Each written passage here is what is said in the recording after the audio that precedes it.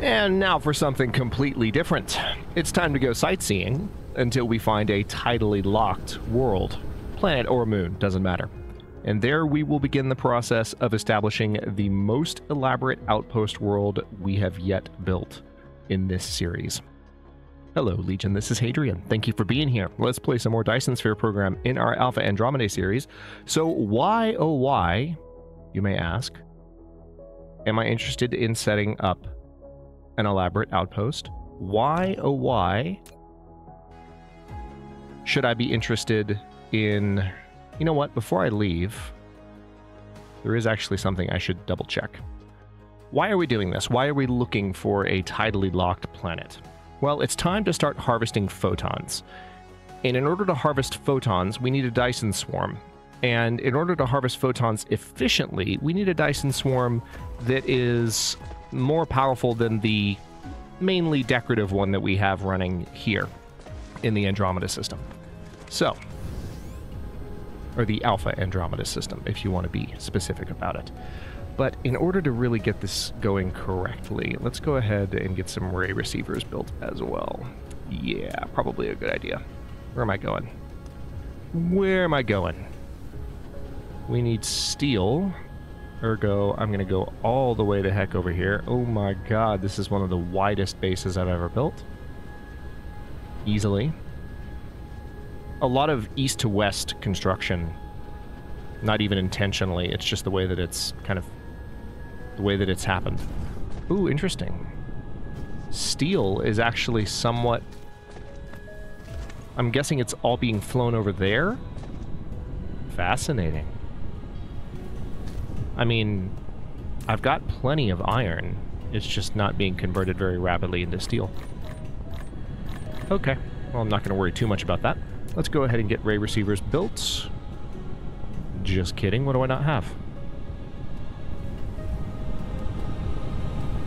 I mean, I don't have that much high purity silicon, but I guess there's some other things I need to, huh?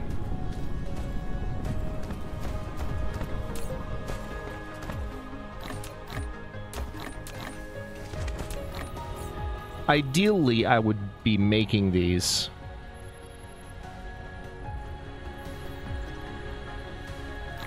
There we go. Yeah, high purity silicon is what I'm needing to grab the most of. Thankfully, I'm importing it in copious quantities.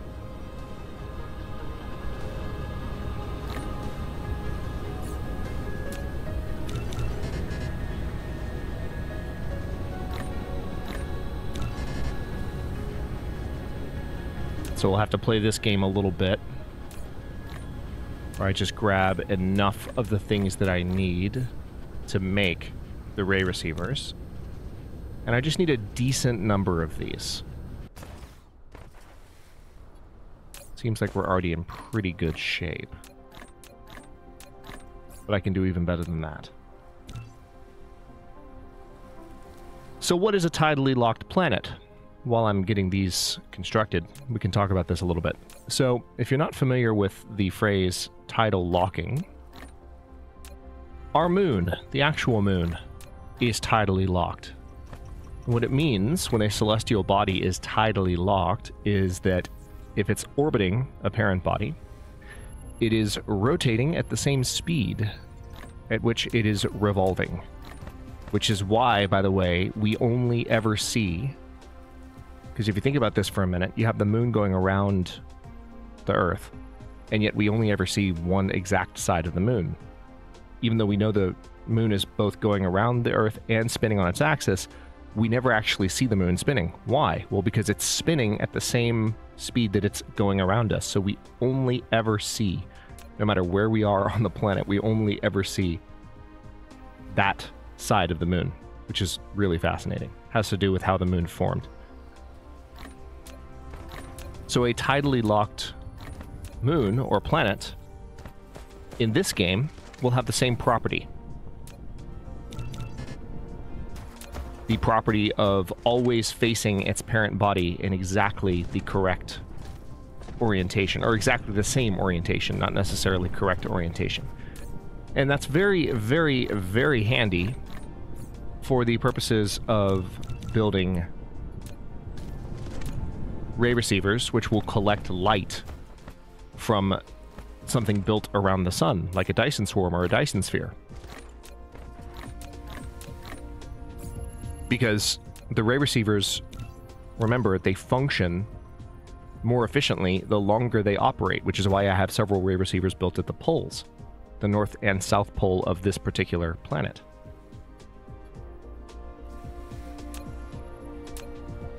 So if you have a tidally locked world set up, you can have ray receivers literally functioning continuously, which will allow for the most rapid production of photons. And why do we need photons? So that we can make these things that are currently being researched. I already have the recipe. It's the mass energy storage recipe. You take 2 photons and it can be converted into 2 hydrogen. Yes, that's yet another source of hydrogen. And 2 dark matter, or 2 antimatter. There I go again, calling it dark matter. Hopefully I won't have the same kind of luck with antimatter that I've had with trying to properly label iron for the entire series. But I think I've gotten better at that, right? I've gotten somewhat better. Oh, speaking of things I've gotten better at, while we wait for these to build, and before I leave, let me also fix something over here, because I do finally understand something, and I also understand what about my particular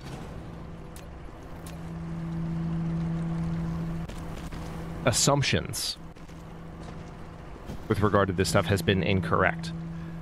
So, pilars are only useful when it comes to the density of material on lines. The second that material enters storage, liquid storage, solid storage, we've talked about this a little bit in the comments and it's clicked for me. I really thought, because of things like the autopiling effect that occurs from miners and from advanced miners and from interstellar logistics stations, I really thought that individual stacks, if you really, spent time and stared at the tooltips, I hadn't been paying very close attention because I'm commentating, playing at the same time, but I really thought that these stacks could have different levels of density. So I thought that putting pilars adjacent to storage was effective. It's not, because the second items enter storage, density doesn't matter. Pilars are effective for making the density of lines higher, like this, so that you can have more material sitting on a certain space. It's like the example I gave several episodes back of having like foam, like compressible foam in a container.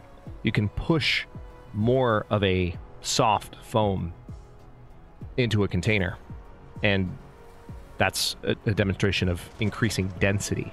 The container doesn't change size or shape, but you're compressing the foam. And so that's the same basic idea that you have when it comes to the lines. And the containers that pilars are relevant to are the lines themselves, not the actual storage containers. So that's an interesting little bit of Dyson Sphere trivia. And hey, we're almost ready to go. So let me see what else I'm going to need. Because we're going to need to produce, let's see, EM rail ejectors, yep. All right, let me go ahead and grab some gears.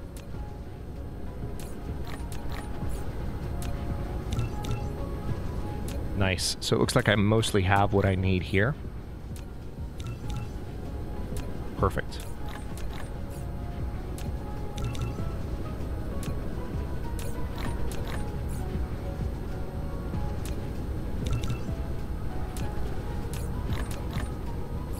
We're going to be doing a lot on this particular world, and you might have noticed that I've already picked one out. I did spend some time in between episodes so that I wouldn't have to spend too much time in this recording finding a planet. I know where we're going to do this. All right, let's go ahead and... yeah, this is definitely emptying out. That's really interesting. I wouldn't have expected that. So we might need to get more steel production going soon. Also, it seems like our energetic graphite might be emptying out as well. Now that we have all the plane smelters built, I'll be curious to see how this particular aspect of things steadies out. All right, so that should be enough.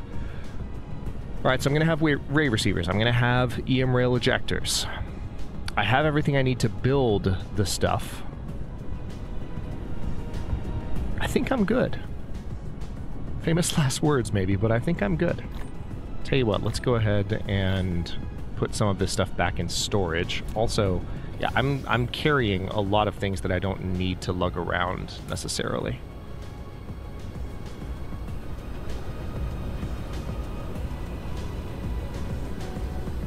There's that. All right.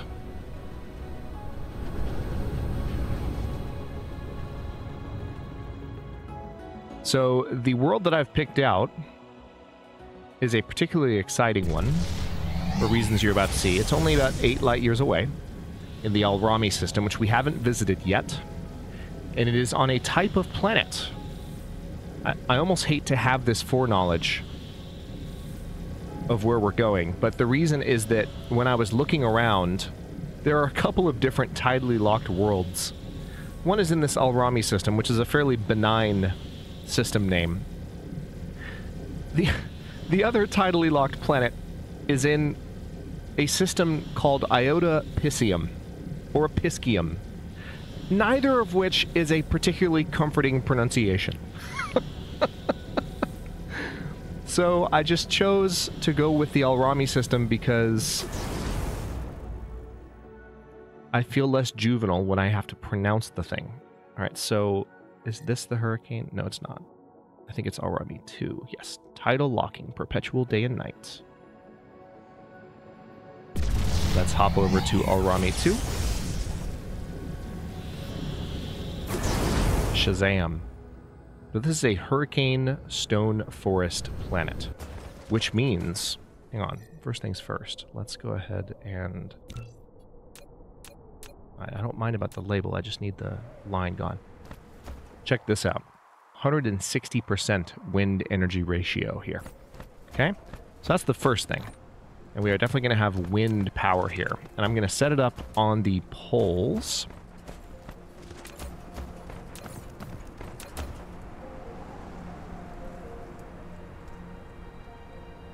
Yep, this looks good.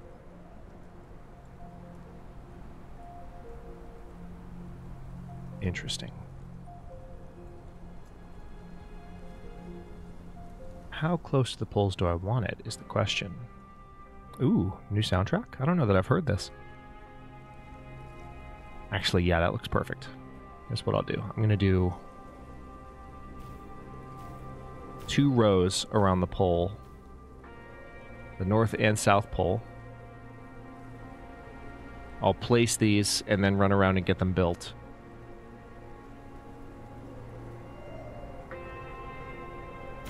Alright, that's everything.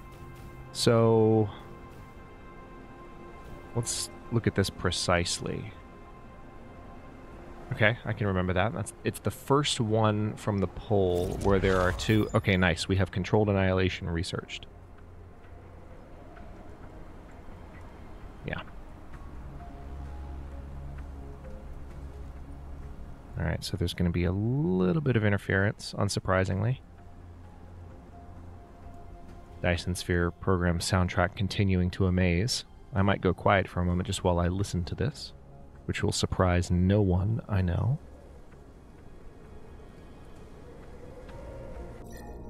Oh, not necessary. Alright, now let's go ahead and get these built, and then I'll connect them, of course.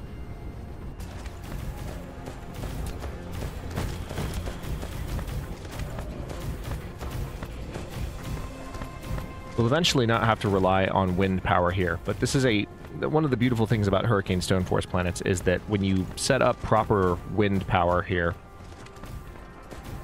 there's an argument that you don't need anything else. So we can certainly bring in additional power sources.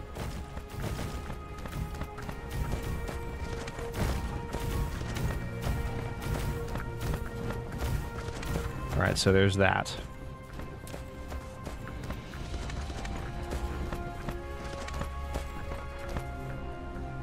Oh, such a good soundtrack.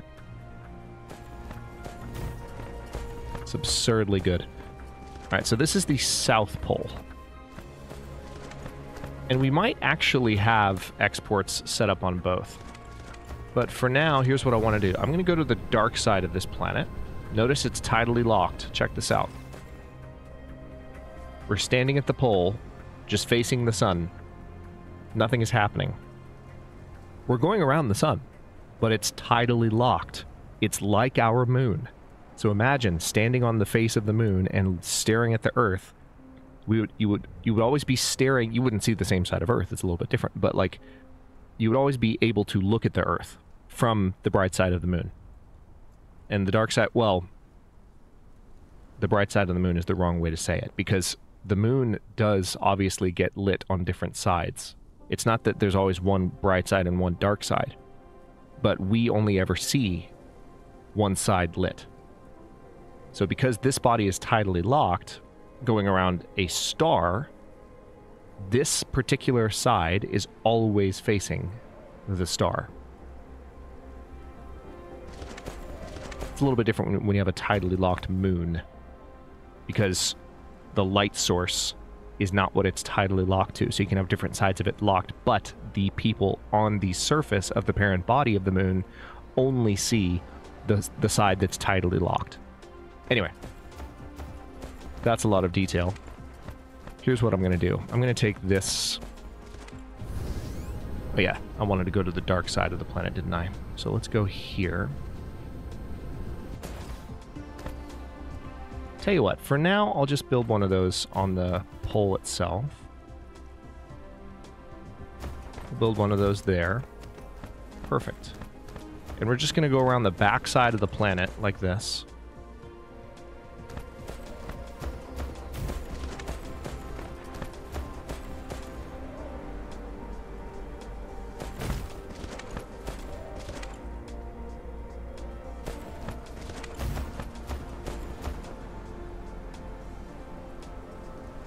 Alright, so this is the equator.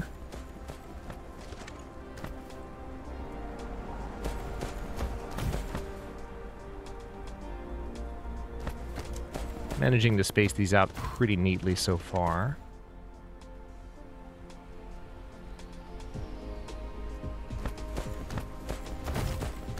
Alright, and now we'll get this built. How are we looking on power? Fantastic. We're generating plenty. And we'll have plenty more in just a moment. This is really exciting stuff because we are moments away, relatively speaking, given that this is a almost 80 episode series. We're moments away from finally having the beginning components of a Dyson Sphere. It doesn't normally take this long. I've kind of taken my time. This has been a leisurely playthrough. I'm playing the game for enjoyment's sake. Not for efficiency's sake, not for perfection's sake. And so you can certainly get things done faster than I've gotten them done here. And I've also done a fair amount of explaining and a good amount of learning as well, because there are aspects of the game that I'm less familiar with, obviously, given that I played it mostly when it first came out in early access before some of the logistical improvements were added.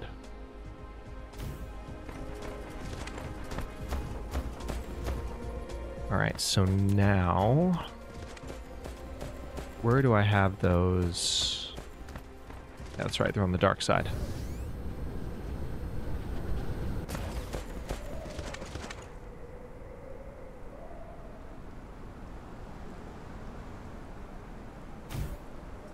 Beautiful. Alright, so now we have this thing set and ready to go. Let's go ahead and... We're probably going to have one on both poles, come to think of it. But now I want to import, let's say 500. 500 immediately on the way. That's a good sign that the production of those is healthy, by the way. So that's a positive thing. Now, one of the first things I'm going to need to import is optical grading crystal. And I'm going to need optical grading crystal because I need to make photon combiners. And I need to make photon combiners because I need to make solar sails. So it also seems as though I will need to import graphene. Not a problem. Remote demand, remote demand. Interestingly enough, it doesn't seem like I have enough graphene sufficient to just start importing it. So that means I probably need to get a source of graphene set up. This planet doesn't actually have any special resources of any kind. But I'll likely need to get a source of graphene set up for import. Eventually some will arrive here, but the fact that I don't have any coming in quickly is kind of annoying. So I might have to get both optical grading crystal and graphene set up for additional export operations in the coming episodes. But we can at least get started here. So we need to make copious amounts of solar sails. And we need to make copious amounts of photon combiners. Now, in order to make copious amounts of photon combiners, we're going to need to make some circuit boards. And circuit boards will require other things. Specifically, iron and copper ingots. So, let's get on that, shall we? Where is the closest? All right, so there's a Oh, perfect. This is going to be the most reasonable place to start, I would say.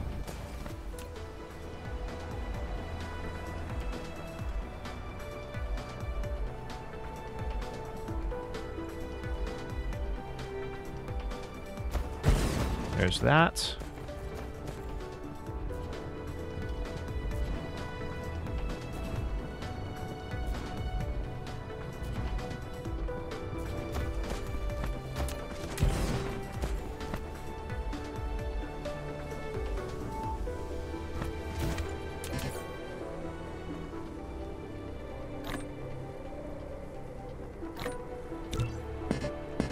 Whoa, whoa, whoa, whoa, whoa, whoa, whoa, whoa, what are you doing?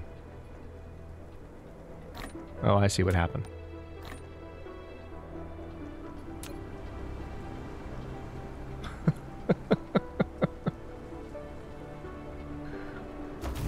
That's the downside of having all these different inventory slots. Okay. So now, speaking of having different inventory slots, let's do a couple of things here. Let me create some space. There we go. That's much better. And also do this. Much better. Okay. Also, let's go ahead and do that. Because I need to place lots of belts.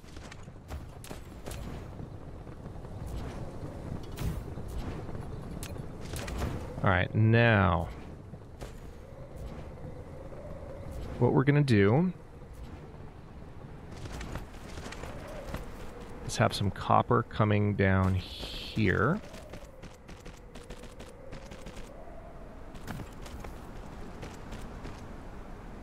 And some iron coming down here.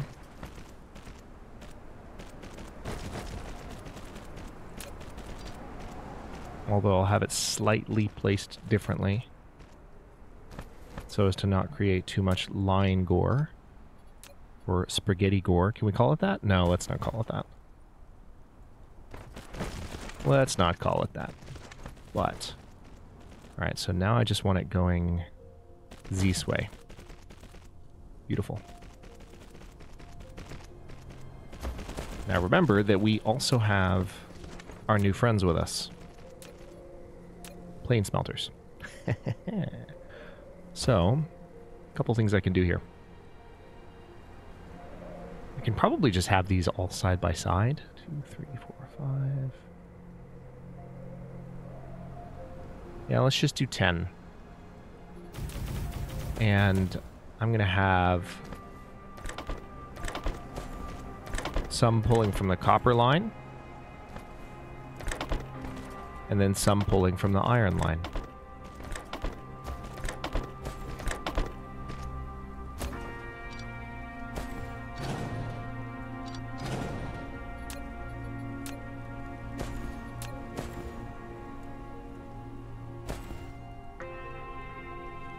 Now, notice that I'm setting these up kind of on the dark side of things, and we're going to be moving in that direction.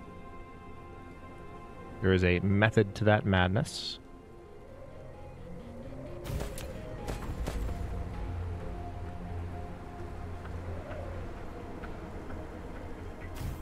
Alright, there's that. So these will be producing copper ingots.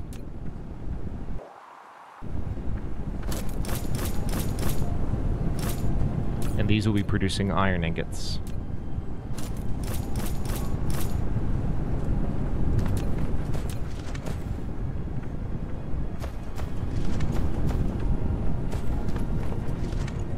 Feed them towards the dark side of the planet.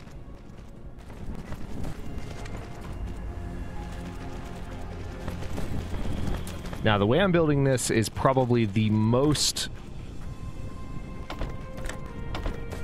perfectionist slash efficiency focused of any build that I've done yet. Because I'm going purely east to west, and I'm going to use different latitudes for different stages of the production. So check this out. Let's go ahead and just say, yeah, let's do 10.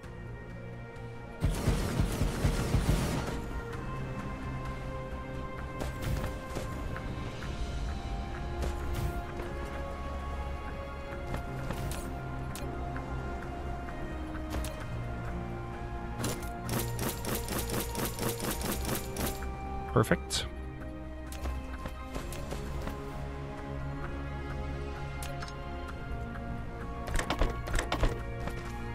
Now, there's actually something I could do here that would make life even easier. First of all, let's go ahead and get a line set up so that I can copy everything. There we go. And now we're just going to copy paste. I just want 9 of them because there's already the 10th. And there we go. So now we have a production apparatus for part of our solar sails. Now the other thing that we need in order to make photon combiners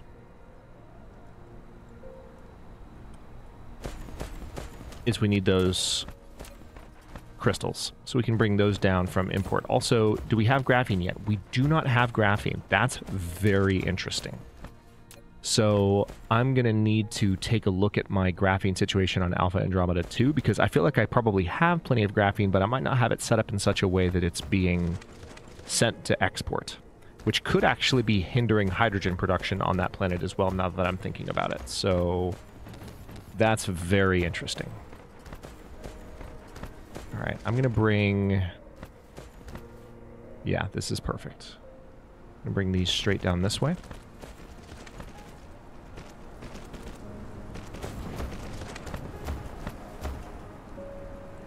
I'm going to use a little bit of straightening for these lines.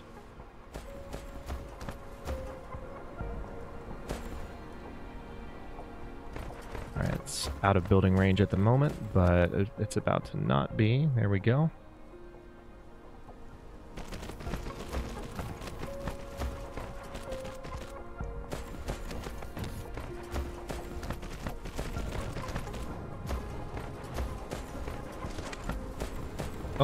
Let's go all the way up there and get those built.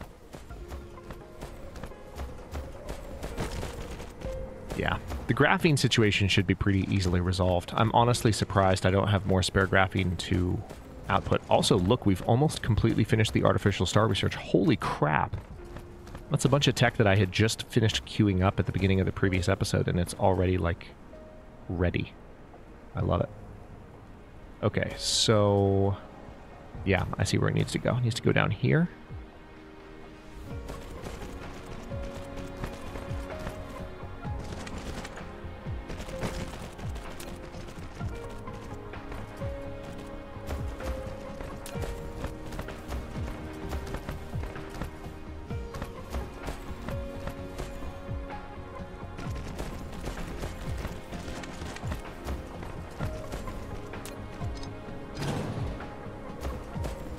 Okay, so now that we have that set up, same thing.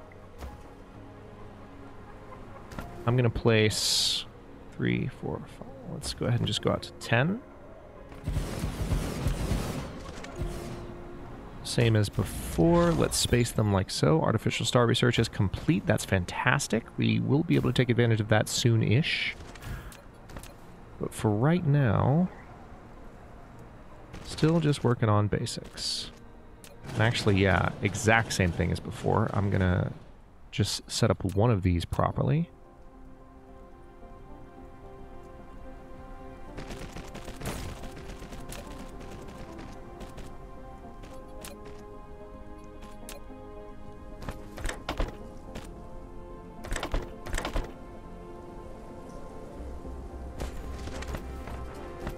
There we go.